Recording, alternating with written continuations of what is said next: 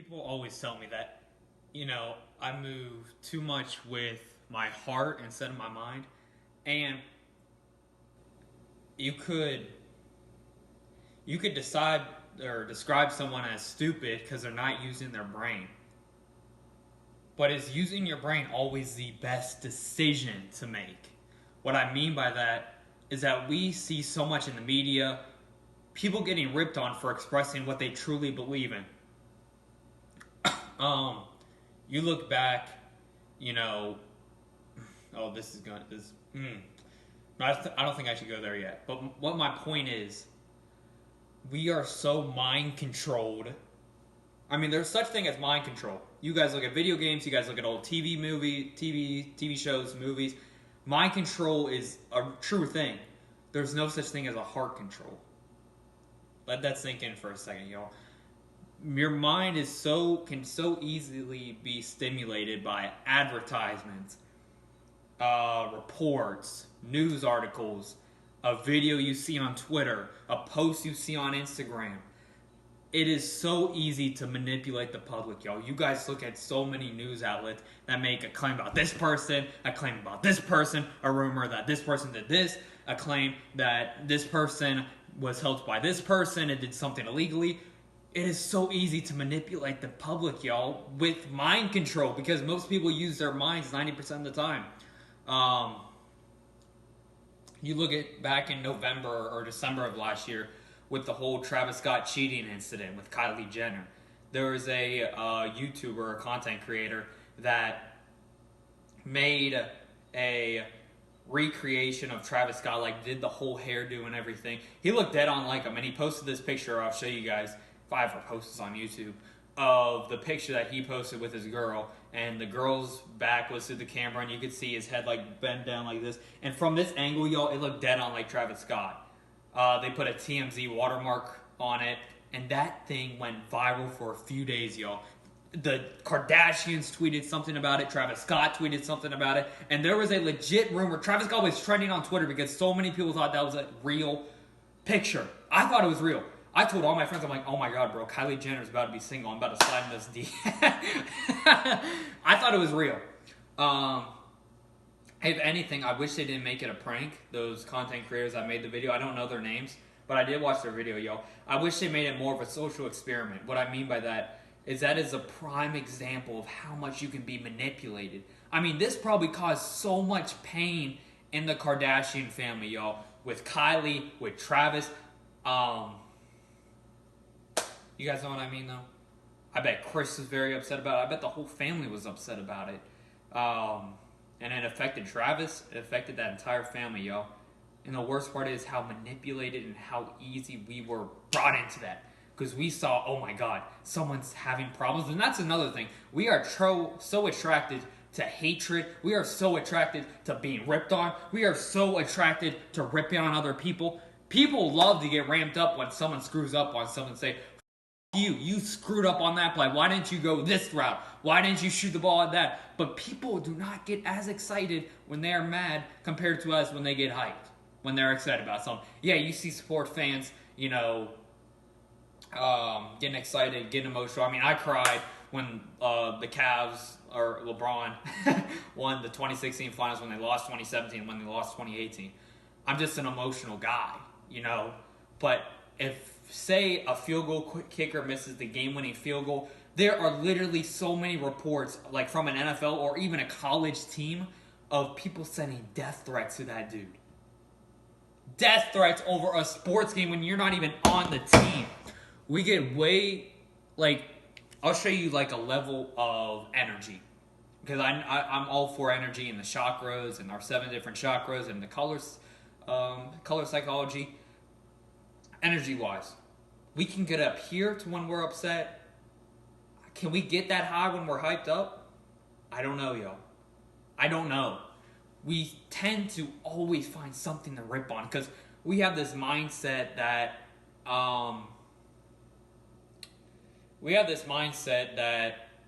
everything or everyone that we watch has to be perfect. So if there's one mistake, say I'm presenting and I'm the teacher of the class and I have this water bottle right here, and when I'm talking, I actually drop it, or I accidentally drop it like that, people are going to go, oh, Mr. Robinson, V-Rob, you dropped your water bottle, and they're going to roast something about you or something like that. But if you do a perfect presentation of me saying, this is a picture of me when I was 7 years old, and I think it's a really great picture, y'all, they'll give you a normal clap, but they're not going to get as hyped as if you mess up. That's just the world we live in, and it's sad to me. And you hear the often, oh, we can't live in a utopian society. That's what you have been told so much. I mean, you look, all right, I'm going full in on this. You look at slavery, 1800s, Civil War, Confederate States. I don't think anyone is born a mean or a bad person. I don't think anyone in the 3rd or 4th grade wakes up and says, I'm going to murder someone when I get older. I'm going to steal from that store. I'm going to steal from that Kroger down the street when I get older. Why would you ever think that? When you're in 2nd, 3rd, or 4th grade, you're thinking about how you want to be Indiana Jones, how you want to have talking toys like in Toy Story, how you want to create the first ever real Jurassic Park, how you want to bring dinosaurs back. You're not thinking about how you're going to shoot someone. That's because that comes from the heart. Your heart is always with you. You look at the brain, yo, in your mind. And that brings me to say, no one is born with, a perfect IQ. I think our minds and our opinions are heavily influenced on the people that we're around at a young age, the scene or the location that we're in, depending on our household, our parents' jobs, depending on which class that we live in, whether that's upper, middle, or lower. I think it also is influenced by the school you go to, how much what's the word? Exposure. I think exposure is sometimes more important than education. You look at the United States of America, the amount of families and kids and people in poverty in general, majority of those people stay in poverty the rest of their lives because they don't get the chance to see the exposure. My dad and I were talking about this somewhat in the education system, and I have my complaints on how it should be ran, and I don't have a problem with like just my high school or the school district or the state. I just have a problem with the entire education system in general and how it's ran, because I think it's outdated, and majority of the stuff is not going to be used ever. I think there's better ways to learn how to learn. But what was I about to say? You look at, I'll just call them out, Cincinnati Public Schools. Cincinnati Public Schools has a couple really nice high schools, but the main majority, kids that live in the inner city, kids that live in over the Rhine, kids that go to some of those schools that have not been redone or refurbished in 20, 30 plus years, they don't have the technology that my school district has, and it's sad. And then we base our opinions like, oh, they don't have any chance in life. Oh, we're not going to give them this job opportunity because they didn't have a good education growing up. They weren't given the exposure. I mean, look at the... Oh my God, I know I got some in my nose, yo. But look at the exposure that I have been blessed with, y'all. I've been blessed to live in Akron, Ohio. Basically Chicago, 2 hours away. Cincinnati, Ohio, Houston, and Cincinnati again. Throughout that time, yo, I have spent 5 years in a private school. I have spent 6 years in a public school.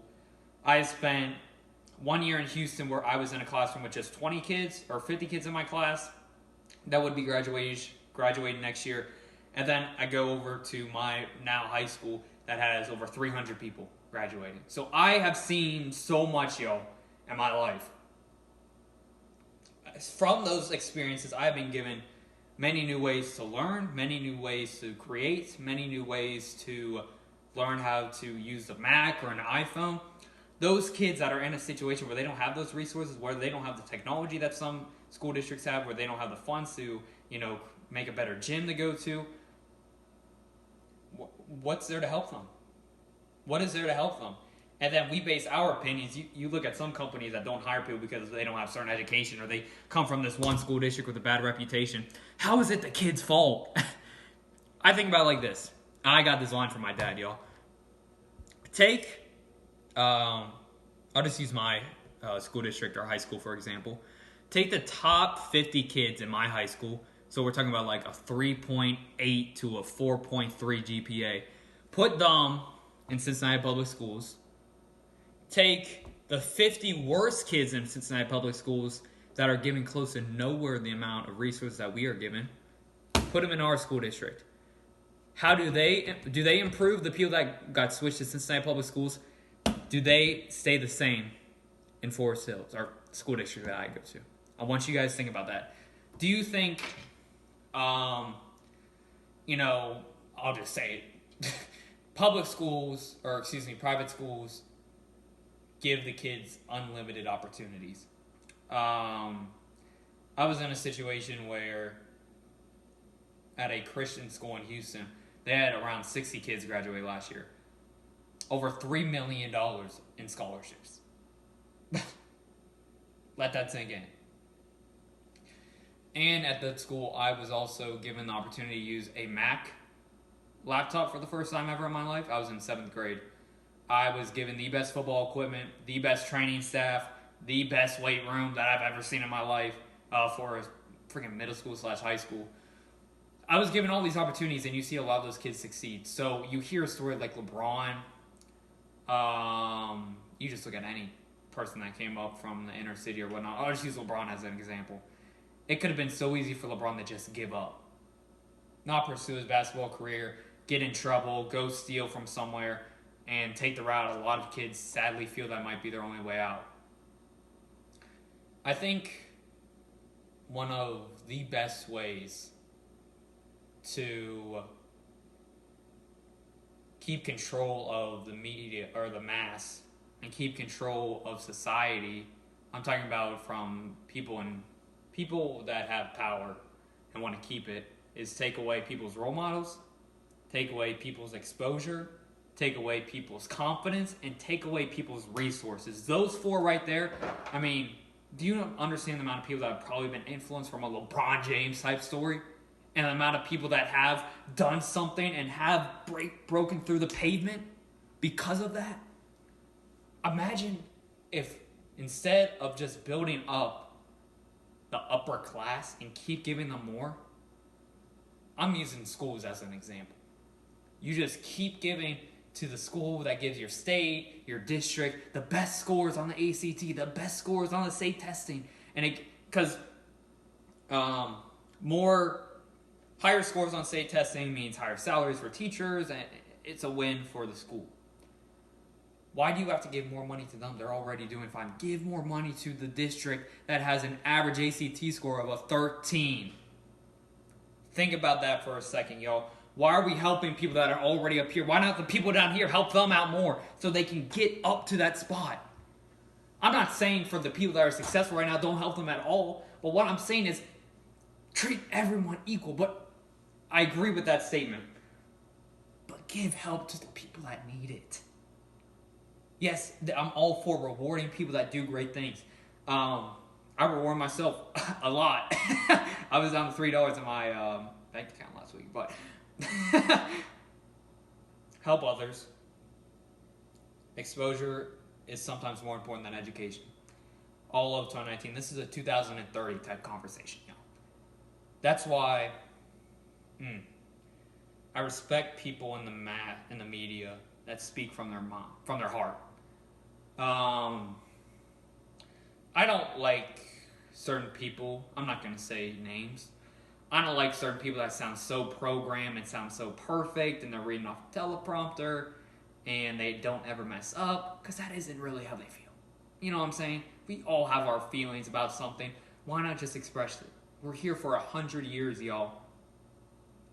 That is less than a blink in the eye of the universe and the time Earth has been around. Why not make these 100 years as well lived as possible?